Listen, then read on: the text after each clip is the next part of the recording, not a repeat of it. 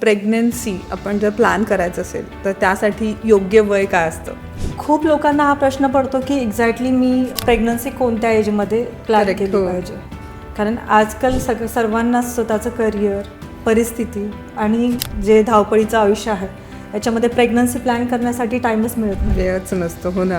आणि बायोलॉजीचं जर म्हणजे बायोलॉजिकली बघायला गेलं तर 20 इयर्स टू 30 इयर्स ओके. हे प्रेग्नन्सी ठेवण्यासाठी बेस्ट एज आहे.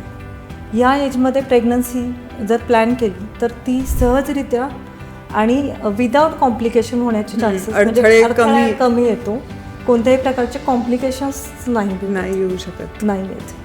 म्हणून मोस्टली 30 एजच्या पहिले म्हणजे बिफोर 30. करेक्ट आहे. पण तुम्ही आता तुम्ही म्हणालात असं नाही, पण आपण बघतोच आहे की लोकांचं सगळ्यांचंच असतं एक करिअर फोकस असतो आणि मग त्या ह्याच्यामध्ये एज कधी निघून जातं, मग लग्न पण लांबलं जातं आणि मग प्रेग्नन्सी तर त्याच्याहून लांबली जाते. सो मग 30मध्ये लग्न झालं तर 35च्या पुढे रिस्क असते का?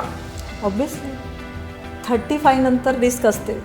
कारण जे ओव्हरीमध्ये जे एग्स फॉर्म होतात त्यांची क्वालिटी डाऊन व्हायला लागते. एगची क्वालिटी जशी असायला हवी ती क्वालिटी मात्र जसं जसं एज वाढतं त्याप्रमाणे ती डाऊन होते आणि एगची क्वांटिटी पण कमी व्हायला लागते. अच्छा.